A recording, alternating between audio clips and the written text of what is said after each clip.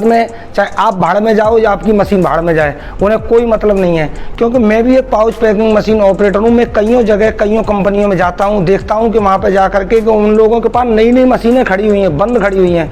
तो मैं उनसे पूछता हूँ कि आपकी मशीनें बंद क्यों खड़ी हुई हैं, कि इसका कारण क्या है। तो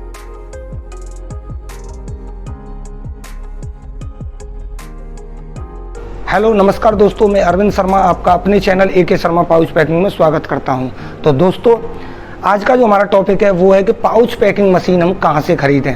तो दोस्तों, जब भी हम पाउच पैकिंग मशीन के बारे में सोचते हैं कि पाउच पैकिंग मशीन हम कहां से लें, तो हम यूट्यूब पर सर्च करते हैं कि हम पाउच पैकिंग मशीन कहां से लें। तो जैसे यूट्यूब पर हम सर्च करते हैं कि पाउच पैकिंग मशीन हम कहां से खरीदें, तो वैसे ही वहां पर आप देखते हो कि वहां पर सैकड़ों चैनल्स ऐसे आ जाते हैं जो कहते हैं कि आइए हमारे पास और हम आपको अच्छी मशीन देंगे और सबसे सस्ती मशीन देंगे। हमसे अच्छी और सस्ती मशीन पूरे इंडिया में आपको कोई भी नहीं देगा। उसमें से हम एक कंपनी को चूज़ करते हैं और हम उनके पास चले जाते हैं। वहाँ पर जाने के बाद हम उनसे मशीन के बारे में जानकारी लेते हैं और कंपनी और मशीन की वारंटी के बारे में बात करते हैं कि मशीन की कितनी वारंटी है। तो वो आपको बता देते हैं 1 साल 2 साल 6 महीने, जो भी वो आपको बताते हैं। और उसके बाद हम मशीन का मोल भाव करने के बाद मशीन को ले आते हैं।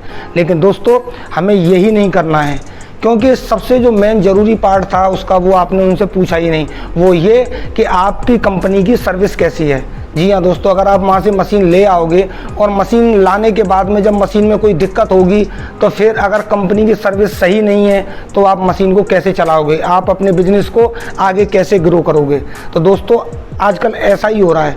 बहुत सारी कंपनियां हैं जो ऐसा फ्रॉड कर रही हैं कि आप उनसे मशीन ले आते हो तो बस उनको तो बस पैसे से मतलब, आपने बस उनको पैसे दिए, मशीन ली, उसके बाद में चाहे आप भाड़ में जाओ या आपकी मशीन भाड़ में जाए, उन्हें कोई मतलब नहीं है। क्योंकि जब आप मशीन ले आते हो, जब मशीन को चालू करते हो, महीने 2 महीने 4 महीने के बाद जब उस मशीन में कोई दिक्कत आती है ना, तो आप उन लोगों को फ़ोन करते हो।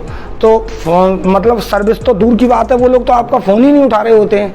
तो दोस्तों, और फिर आपको दिक्कत चालू हो जाती है, आपका बिजनेस बंद हो जाता है। क्योंकि मैं भी एक पाउच पैकिंग मशीन ऑपरेटर हूँ। मैं कईयों जगह कईयों कंपनियों में जाता हूँ, देखता हूँ कि वहाँ पर जा करके कि उन लोगों के पास नई नई मशीनें खड़ी हुई हैं, बंद खड़ी हुई हैं। तो मैं उनसे पूछता हूँ कि आपकी मशीनें बंद क्यों खड़ी हुई हैं, कि इसका कारण क्या है। तो वो बताते हैं कि जिस कंपनी से उन्होंने मशीनें ली, इन मशीनों में दिक्कत आ रही है और हम वहाँ पर फ़ोन कर रहे हैं तो वो लोग फ़ोन ही नहीं उठा रहे हमारा।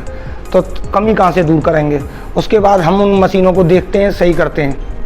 तो दोस्तों, मैं उन मैन्युफैक्चरर से भी कहना चाहूँगा जो पाउच पैकिंग मशीनों को बना रहे हैं।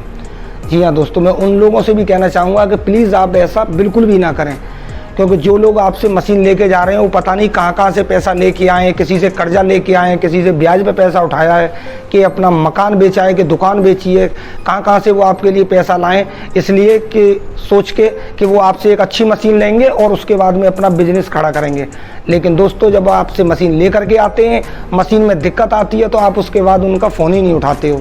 ये बहुत ही गलत बात है, आपको ऐसा नहीं करना चाहिए।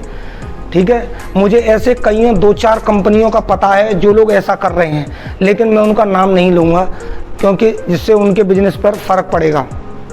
क्योंकि मेरा उद्देश्य जो है वो यही है कि सबका बिजनेस चलना चाहिए, सबका बिजनेस चलना चाहिए और सब अच्छे से करें काम और सब आगे ग्रो करें और आगे बढ़ें।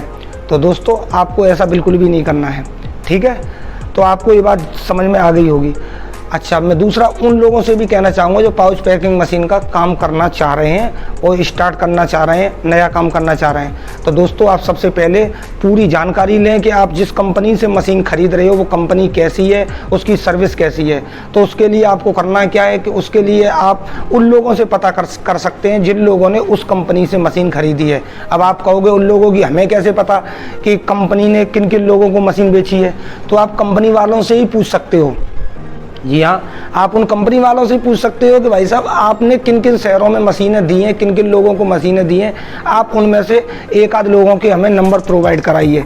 तो वो आपको उनसे नंबर ले करके आप उन लोगों से पूछ सकते हो कि भाई आपने जिस कंपनी से मशीन ली है वो कैसी चल रही है और ये लोग आपको कैसी सर्विस दे रहे हैं।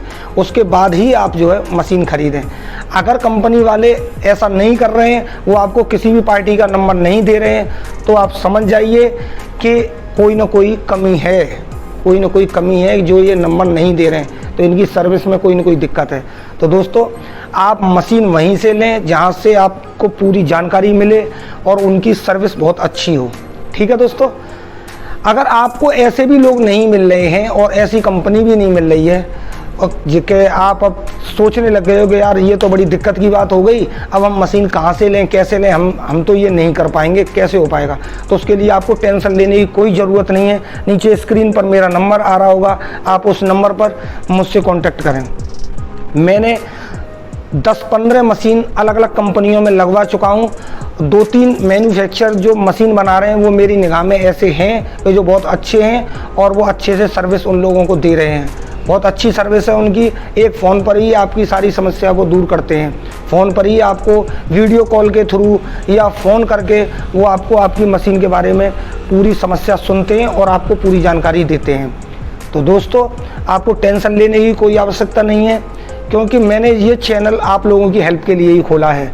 मेरा YouTube पर काम करने का ऐसा कोई मोटिव नहीं था, लेकिन मैं अलग अलग कंपनियों में जब मशीनों की रिपेयरिंग करने के लिए जाता हूं तो मैं देखता हूं कि वहाँ पर बहुत सारी मशीनें बंद खड़ी हुई हैं, नई मशीनें बंद खड़ी हुई हैं और उन लोगों का काम नहीं चल रहा, सिर्फ इन फैक्ट्री वालों की वजह से।